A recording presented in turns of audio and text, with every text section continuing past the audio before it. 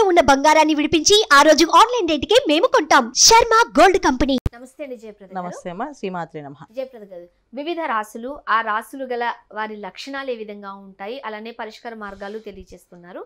మరి ఈ వీడియోలో మకర రాశి గలవారు ఎలా ఉంటారు, చూడ్డానికి కావచ్చు, వాళ్ళ స్వభావం కావచ్చు, వాళ్ళ క్యారెక్టర్ ఏ విధంగా ఉండే అవకాశం ఉందంట? డెఫినెట్గా చాలా మంచి రాశి ఇది. అన్ని రాశులు కానీ మకర రాశి అనేది చాలా మంచి పవర్ఫుల్ రాశి. సో పవర్ఫుల్ మనుషులు అన్నమాట వీళ్ళు. సో ఈ రాశి చూడడానికి మనుషులు సాధారణంగా కనిపిస్తారు, కానీ వీళ్ళు అసాధారణమైన పనులు చేయగలుగుతారు అన్నమాట. సో డెఫినెట్గా వీళ్ళు చాలా సాధిస్తారు. ఎలాంటి మనుషులు అంటే వీళ్ళ తత్వం ఎలా ఉంటుందంటే, చిన్నప్పటి నుంచి వీళ్ళకి ఆలోచన శక్తి ఎక్కువగా ఉంటుంది. ఒక 10 years అబ్బాయి ఒక 20 ఏళ్ళ అబ్బాయిలా ఆలోచిస్తుంటాడు ఏ విషయమైనా సరే. సో మనం ఏదైనా ఒక ప్రాబ్లం చెప్తే దానికి సొల్యూషన్ వెతుకుతారు వీళ్ళు. ఎవరైనా ప్రాబ్లం వచ్చాక సొల్యూషన్ వెతుకుతారు వీళ్ళు. ఆ ప్రాబ్లం రాకముందు ఇది ఒక పని చేసి చెప్తున్నాం అంటే ఆ పనికి వీళ్ళు ఇది ప్రాబ్లం వస్తుంది, దీనికి ఇది సొల్యూషన్ కావాలి, సో మీరు ఈ విధంగా చేసుకోండి అని చెప్పే లక్షణాలు ఎక్కువగా మకర రాశి వాళ్ళ లక్షణాలు. సో చాలా లోతైన మనుషులు అన్నమాట, చాలా డిసిప్లిన్ మనుషులు. ఎంత డిసిప్లిన్ మనుషులు అంటే వాళ్ళని అసలు మనం ఇంత డిసిప్లిన్గా మనుషులు వీళ్ళు ఉంటారా అనేది కూడా తెలియదు అనమాట. అంత డిసిప్లిన్గా ప్రతి విషయాన్ని వెల్గా చేస్తారు ప్రతి పనిలో. ఎంత అంటే బయట మనిషిని ఎవరిని నమ్మరు. ఒక మనిషి వస్తే ఆ మనిషిని చూసి స్టడీ చేయగలుగుతారు వీళ్ళు. సో ఈ మనిషి మంచివాడా చెడ్డవాడా, వీడు చేయగలుగుతారా చేయలేడా అని చెప్పగలుగుతారు. అంత కేపబిలిటీ ఉన్న మనుషులు అన్నమాట వాళ్ళు. సో వీళ్ళని నమ్మించడం కానీ వీళ్ళతో ఏదైనా పని చేయించడం కానీ అంత ఈజీ ఏం కాదు, చాలా కష్టం. చాలా పవర్ఫుల్ మనుషులు. సో మనిషి చూడడానికి చాలా సామాన్యంగా కనిపిస్తారు, కానీ అంత ఈజీగా మాత్రం వీళ్ళు ఎవరికి లొంగరు. సో వీళ్ళ విషయంలో ప్రతి విషయాన్ని హై నాలెడ్జ్ అనమాట. ఎంత నాలెడ్జ్ ఉందంటే సాధించేస్తారు అంతే. చాలా మంది ఈ రాశిలో ఉన్న వాళ్ళు చాలా మంది IAS IPS పొజిషన్ లో ఉన్న వాళ్ళు ఉంటారు. అది సో మంచి పొజిషన్ లో ఉంటారు అంటున్నారు కాబట్టి అందరికి విద్య అబ్బుతుందా? బాగా చదువుకుంటారా? బాగా చదువుతారు నాన్న.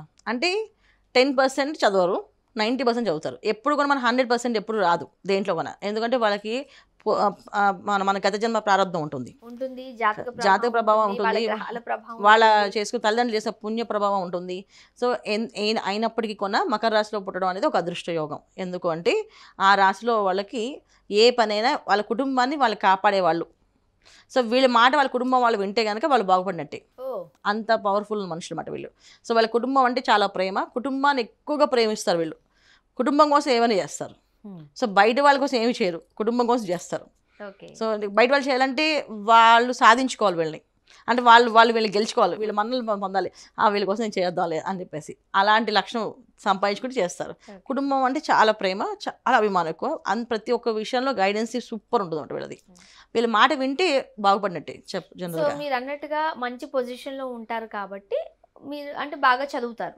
మరి ఇలాంటి వారు ఇన్ని తెలివితేటలు ఉన్నాయి కాబట్టి, లేకపోతే ఎంత పవర్ఫుల్ పీపుల్ కాబట్టి వీళ్ళు ఉద్యోగం చేస్తే మంచిదా, లేకపోతే ఓన్గా బిజినెస్ పెట్టుకుంటే అక్కడ రాణించగలుగుతారా? వీళ్ళు ఓన్ బిజినెస్లే ఉంటాయి, ఉద్యోగాలు చేయరు. వాళ్ళకి బాగా తెలివైన వాళ్ళు ఎప్పుడు ఉద్యోగాలు చేయరు కదా, మీకు తెలుసు విషయం.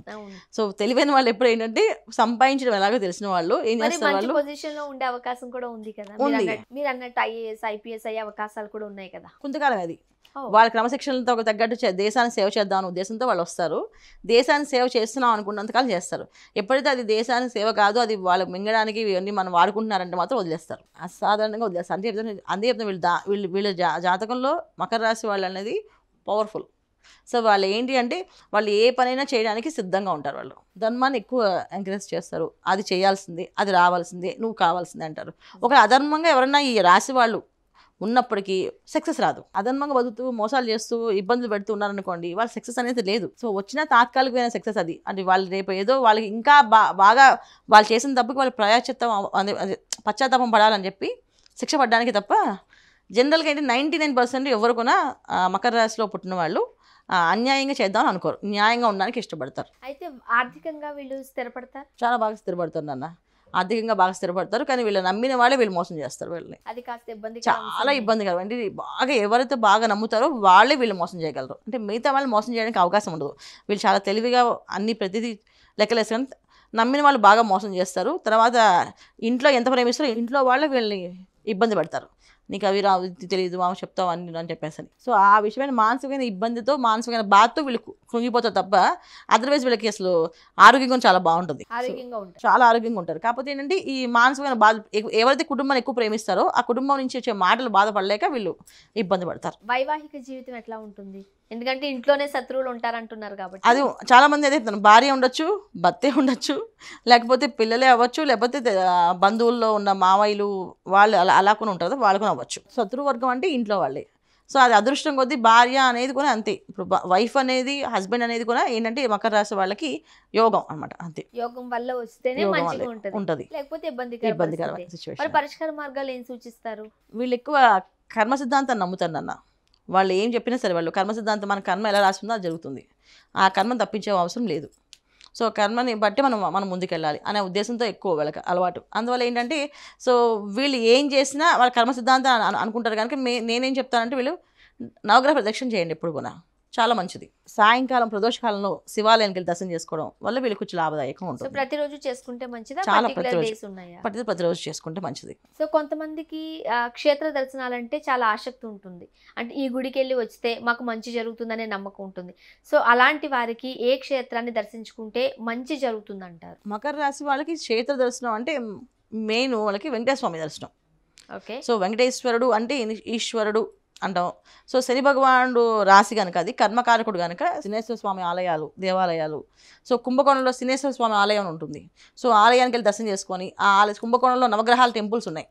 సో ఒక్కొక్క టెంపుల్కి దర్శనం చేసుకొని వస్తే వీళ్ళకి ఏదైనా ఇబ్బందులు ఉంటే తీరిపోతాయి. సాధారణంగా ఈ గ్రహాలను శాంతింప చేయడానికి ఏదో ఒక పూజా కార్యక్రమము లేకపోతే ఏదో ఒక దానము కూడా చెబుతూ ఉంటారు కదా, అలా వీళ్ళు ఏం చేస్తే మంచిది? వీళ్ళు ఎక్కువ నువ్వులు దానం చేస్తే మంచిది అన్న. పర్టికులర్ డే ఉందా అని? శనివారం రోజు ఆంజనేయ స్వామి గుడిలో ప్రదక్షిణాలు, నవగ్రహ ప్రదక్షిణాలు చేసి శనేశ్వర భగవానికి నువ్వులు అక్కడ వేసి నమస్కారం చేస్తే కూడా వీళ్ళకి అలాంటి నమ్మక ద్రోహాలు తగ్గుతాయి. ఓకే. అండ్ మరి మకర రాశి గల వారికి ఏ రంగు బట్టలు వేసుకుంటే లాభదాయకం, వాళ్ళ లక్కీ నెంబర్స్ ఏంటి, అండ్ ఏ పని మొదలు పెట్టాలన్నా అది శుభకార్యం కావచ్చు లేకపోతే ఏదైనా మంచి పని కావచ్చు, ఏ రోజు చేస్తే మంచిది అంటారు? మకర రాశి వాళ్ళకి 5 నెంబర్ కలిసి వస్తుంది, తర్వాత 2వ నెంబర్, తర్వాత 8. ఎందుకంటే first priority 5, second priority 2, third priority 8. General Makar రాశి అనగానే 8 కదా, శని భగవాన్ కదా, 8 నెంబర్ కలిసి వస్తుంటే 8 కాదు, వీళ్ళకి కలిసి వచ్చేది 5 కలిసి వస్తుంది. సో ఆ విధంగా చేయాలి. అంటే ప్రతిదీ మనం రాశుల లెక్కలో కాకుండా శని భగవాన్ ఉన్న కనుక 8 నెంబర్ కింద కాకుండా ఇలా తీసుకోవాలి. దీనివల్ల వీళ్ళు కలిసి వస్తుంది బాగా. తర్వాత వీళ్ళకి శనివారం కలిసి వస్తుంది, తర్వాత వీళ్ళకి గురువారం బాగా కలిసి వస్తుంది. ఏ రంగు బట్టలు వేసుకుంటే మంచిది? ఎక్కువ వీళ్ళు ఎల్లో కలర్. చాలా రాశులకి ఎల్లో కలర్ కలిసి వస్తుంది కదా బ్రహ్మాండంగా. ఓకే. ఎందుకు కలిసి వస్తుందంటే ఎల్లో కలర్ ఎప్పుడు కొన్నా శుభానికి సూచకం. ఏ పని మీద వెళ్ళినప్పుడు శుభానికి సూచకం కనుక ఎల్లో కలర్ వాడతాం. సో మనం పసుపు ఫస్ట్ ఏదైనా లిస్ట్ ఏమైనా అనుకోండి, ఫస్ట్ పసుపు కుంకుమ రాస్తాం లిస్ట్లో. మొదట పసుపు రాస్తాం, తర్వాత కుంకుమ రాస్తాం. ఎందుకంటే పసుపు అనేది గురువు ఒక అనుగ్రహం కోసం. సో మన జాతకంలో మెయిన్ మనం బాగుండేది ఎవరికైనా బాగుంది అంటే జాతకం చూడగానే ఎవరైనా మన జ్యోతిష్యులు మేమైతే ఏం చూస్తామంటే గురువు ఎక్కడున్నాడు, గురుబలం ఎలా ఉంది జాతకంలో. సో గురుబలం బాగుంటే ఆ జాతకంలో వాళ్ళు ఎలాగైనా రాణిస్తారు. తర్వాత చంద్రబలం ఎలా ఉంది, చంద్రబలం ఉంటే వాళ్ళకి ఏ ప్రమాదాలు జరగవని అర్థం. సో గురుబలం చంద్రబలం రెండు ఖచ్చితంగా చూస్తాం కనుక ఎక్కువ ఏంటంటే మెయిన్ శుభానికి ఎక్కువ ప్రత్యేక కనుక ఎల్లో కలరు. మకర రాశి వాళ్ళకి బ్లూ కనుక కలిసి వస్తుంది, కానీ నీలం రంగు వేసుకొని వెళ్ళడం అనేది ఎదుటి వాళ్ళకి బ్లాక్ నీలం అలా చూసారనుకోండి ఆటోమేటిక్గా ఒక నెగిటివ్ వైబ్ వస్తుంది. ఎల్లో కలర్ వేసుకొని వెళ్ళడం వల్ల వీళ్ళకి అన్ని పనులు కూడా విజయవంతం అవుతాయి. జయప్రద గారు, మకర రాశి గల వారి లక్షణాలు ఏంటి, అలానే వారు పాటించాల్సిన పరిష్కార మార్గాలు ఏంటి తెలియజేశారు. ధన్యవాదాలు. నమస్కారం. శ్రీమాత్రే నమః.